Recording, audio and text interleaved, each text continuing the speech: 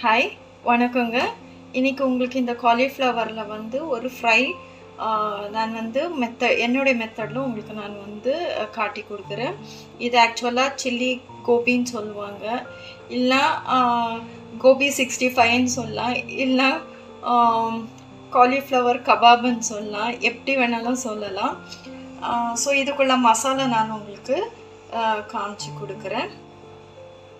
ஆக்சுவலாக இந்த காலிஃப்ளவரை நான் வந்து உப்பு மஞ்சள் தண்ணியில் நல்லா வேக வச்சுட்டேன். ரொம்ப வேகக்கூடாது, ஜஸ்ட் ஒரு 1 to 2 minutes கொதிக்கிற தண்ணியில் போட்டுட்ட பிறகாடு ஒரு 2 minutes அப்படி வேக வச்சுட்டு ட்ரெயின் பண்ணி வச்சுக்கோங்க. நான் அப்படி தான் இப்போ வந்து இதை வந்து ட்ரெயின் பண்ணி நான் வச்சுருக்கிறேன். இன்றைக்கி நான் உங்களுக்கு இந்த கோபி ஃப்ரை எப்படி பண்ணணும்னு சொல்லிட்டு நான் உங்களுக்கு வந்து மெத்தட் சொல்கிறேன் நான்.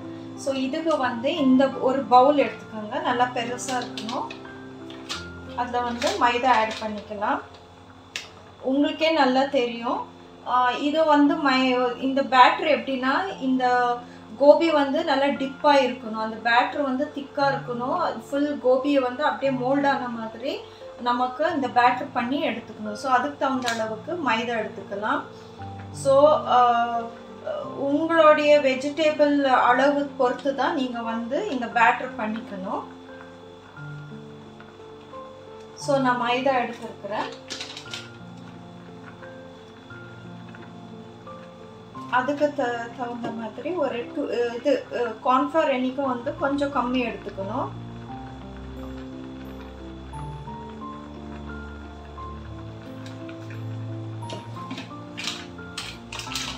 அதுக்கப்புறமா அரிசி மாவு வந்து மைதா எவ்வளோ எடுத்தீங்களோ அதுக்கு ஈக்குவலாக அரிசி மாவும் எடுத்துக்கோங்க.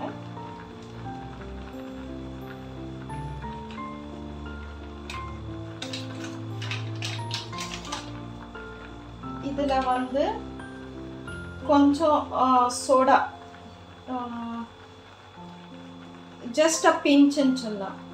பாருங்க, இவ்வளோதான், ரொம்ப வேண்டாம்.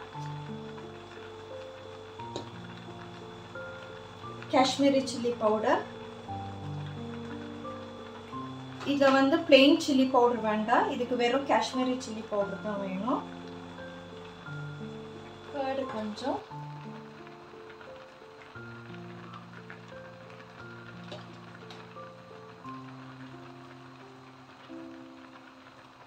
கொஞ்சமாக ஜிஞ்சர் கார்லிக் பேஸ்ட்டு. ரொம்ப ஜிஞ்சர் கார்லிக் பேஸ்ட் போட்டுறாதீங்க, இந்த இந்த இது வாசனையாக அதை டாமினேட் பண்ண மாதிரி இருக்கும். ஸோ கொஞ்சமாக தான் ஜிஞ்சர் கார்லிக் பேஸ்ட்டு போட்டுக்கணும்.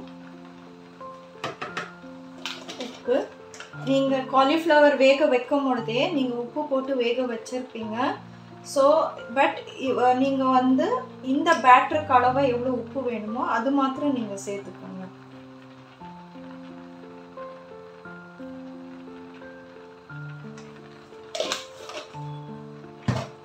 அடுத்தது கரம் மசாலா.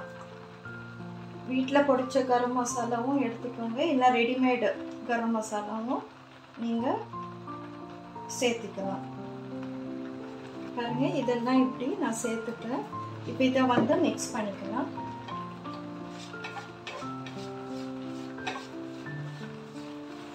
ஃபஸ்ட் இதெல்லாம் நல்லா மிக்ஸ் பண்ணிக்கலாம். இது மிக்ஸ் பண்ணும்போது நல்ல மணமாக இருக்குது, வாசனையாக இருக்குது இந்த பவுடரு. இப்போ இதில் வந்து லைம் ஊற்றிக்கலாம். அது கூட உங்களுக்கு தெரியும் எவ்வளோ லைம் ஊற்றணும்னு சொல்லிட்டு. ஏன்னாக்கா காலிஃப்ளவர் நீங்கள் எவ்வளோ வச்சிருக்கிறீங்களோ அதுக்கு தகுந்த மாதிரி.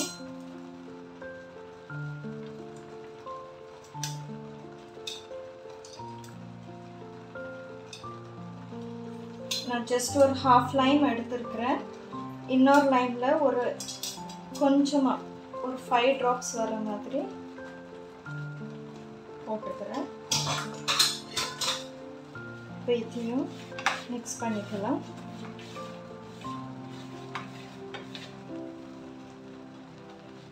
இப்போ தண்ணி ஊற்றி மிக்ஸ் பண்ணிக்கலாம்.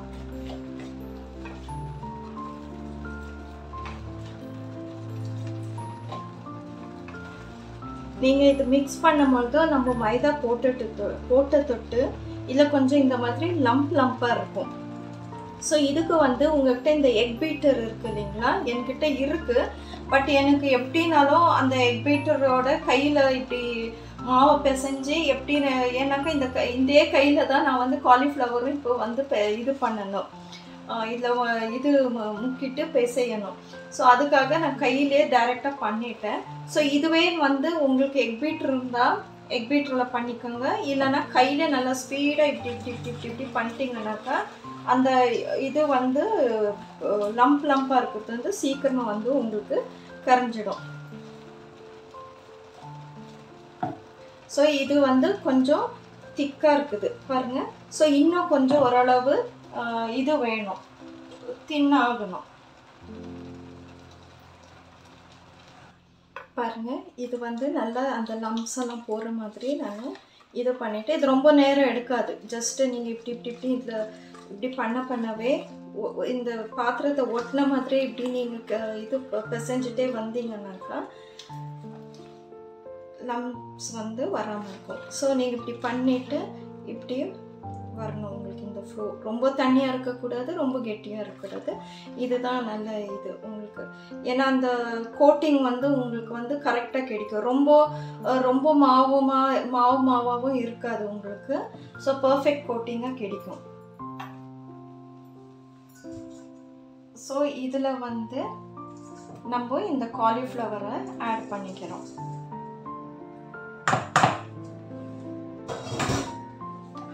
பாருங்கள், இந்த பேட்டரில் காலிஃப்ளவர் ஆட் பண்ணிக்கிட்டேன். ஜஸ்ட் ஜென்டலாக இப்படி கீழே இருந்து எடுத்து மேலே போட்டுக்கோங்க.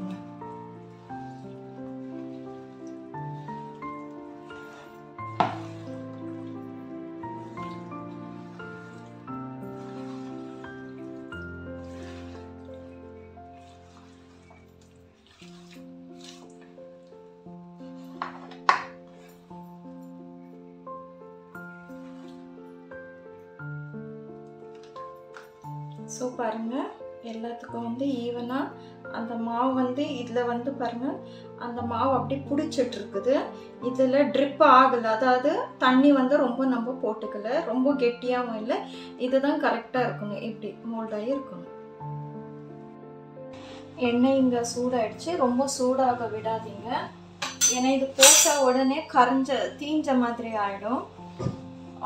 ஸோ இப்போ நீங்கள் என்ன பண்ணுறீங்கன்னா, இந்த பேட்டர் இந்த இது காலிஃப்ளவரு நீங்கள் இது பிசைஞ்சு வச்சுருப்பீங்க இல்லைங்களா, திருப்பியும் ஜென்டலாக ஒரு திருப்பிக்கோங்க. ஏன்னா கீழே இருக்கிறதுல பேட்டர் நல்லா முங்கி இருக்கும். ஸோ மேலே இருக்கிற பேட்டரு கீழே போகும், கீழே முங்கின பேட்டர் வந்து மேலே வந்துடும். ஸோ இப்போ நீங்கள் ஒன்று போட்டு பாருங்கள், சூடாச்சு.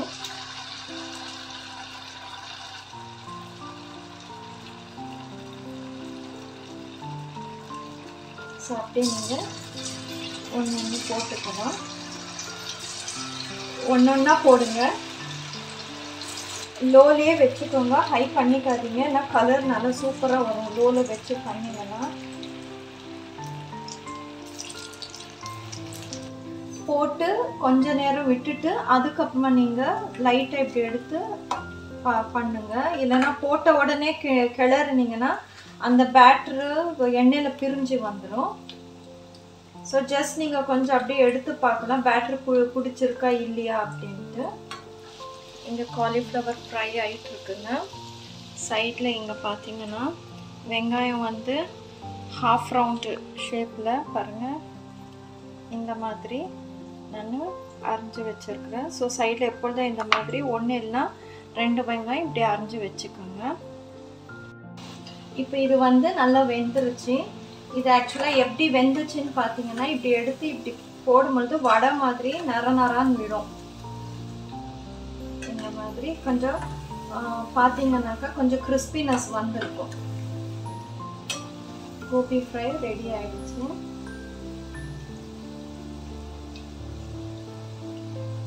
பாருங்க, இப்படி தான் இருக்கும் இந்த கோபி ஃப்ரை. திருப்பி நீங்கள் இன்னொரு செட்டு எண்ணெயில் போடும்போது ஸ்லோ பண்ணிக்கோங்க. ஸ்லோ பண்ணிவிட்டு இப்போ இந்த வந்து மேலே இருக்கிறதுலேருந்து இப்போ இதை வந்து கீழே எடுத்து இங்கே பாருங்கள் இப்படி போட்டுக்கோங்க. ஸோ கீழே இருக்கிற பேட்சில் வந்து பேட்ரு வந்து கொஞ்சம் நல்லா முங்கி இருக்கும் பாருங்கள், இப்படி முங்கி இருக்கும். ஸோ போட்டுக்கோங்க. அப்படியே ஃப்ளவர் எல்லாம் பொரிச்சு எடுத்தாச்சு. மாவு கொஞ்சம் மீந்தது, உங்களுக்கு அப்போவே காமிச்சேன் இல்லைங்களா, இந்த ஹாஃப் சர்க்கிளில் வந்து வெங்காயம் கட் பண்ணி வச்சுக்கோங்கன்ட்டு. ஆக்சுவலாக காலிஃப்ளவர் ஒரு ஃப்ரை ஐட்டம் சாப்பிடும்பொழுது இந்த மாதிரி வெங்காயம் வந்து சாப்பிடணும். அப்போ வந்து அந்த ஆயில் இருக்குது இல்லைங்களா, அந்த தொண்டையிலேருந்து இது வந்து நமக்கு நெஞ்சரிச்சல் எடுக்காமல் இருக்கிறது அந்த வெங்காயம் சாப்பிடுவோம். பட் எக்ஸ்ட்ராவாக வெங்காயத்தை கட் பண்ணி வச்சுக்கோங்க. இப்படி நீங்கள் வெங்காயத்தை இது இப்படி பண்ணிக்கோங்க. ஸோ எது ஒன்றா நமக்கு வேஸ்ட் ஆகக்கூடாது. அதில் இப்போ வெங்காயம் சில்லி போட்டுக்கலாம். ஸோ நம்ம வைக்கிறது தான் பேர். ஸோ இது வந்து ஆனியன் சில்லி ஃப்ரை இப்போ நம்ம போட போகிறது. ஸோ இதை வந்து எப்படி போடுவீங்கன்னாக்கா சும்மா அப்படியே போட்டு போட்டுக்கலாம். என்கிட்ட வந்து சின்ன கடாய் தான்.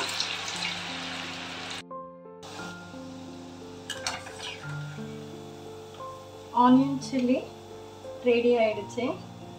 இதுலேயே என்ன ஆயிடுச்சுனாக்கா, இந்த சின்ன சின்ன காலிஃப்ளவர் இருக்குது பாருங்கள், அதை வந்து என்ன கடைசியில் மீந்தது. ஸோ அதே சின்ன சின்ன காலிஃப்ளவர் இருக்கிறதுல வந்து வெங்காயத்தெல்லாம் இப்படி அரைஞ்சது போட்டு இதில் வந்து நீங்கள் பார்த்தீங்கன்னா ஸோ இப்படி வந்திருக்கு. ஸோ இடையில வந்து சின்ன சின்ன அந்த ஃப்ளாரெட்ஸ் இருக்குது காலிஃப்ளவர்து. ஸோ இப்படி தான் வந்துச்சு. எனக்கு ஒருவேளை சின்ன கடாயாக இருக்கிற தொட்டு எல்லாம் ஒன்றா சேர்ந்து இப்படி இருக்குதா என்னன்னு தெரியலை. பட் நான் வந்து போட்டு அப்படியே நான் வந்து இப்போ கிளறாமல் அப்படியே நான் வந்து டர்ன் பண்ணி இது ஃப்ரை பண்ணி எடுத்தது.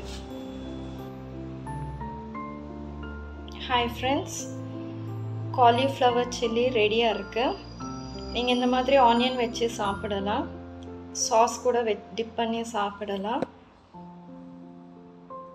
இதுக்கு கூட சாட் மசாலா கொஞ்சமாக ஸ்ப்ரிங்கிள் பண்ணிக்கினீங்கனாக்கா அதுவும் டேஸ்ட்டாக இருக்கும் உங்களுக்கு. மாவு மீந்ததில் இது என்ன சொல்கிறது, ஹாஃப் சர்க்கிளில் கட் பண்ண அந்த ஆனியன்ஸ் எடுத்து ஆனியன் சில்லி போட்டாச்சு. ஸோ இது கூட நீங்கள் வந்து கொஞ்சம் சாட் மசாலா ஸ்ப்ரிங்கிள் பண்ணிக்கிட்டு சாப்பிட்டிங்கன்னா இன்னும் டேஸ்ட்டாக இருக்கும். ட்ரை பண்ணுங்கள், சப்ஸ்கிரைப் பண்ணுங்கள், ஷேர் பண்ணுங்கள், லைக் போடுங்க. தேங்க்யூ.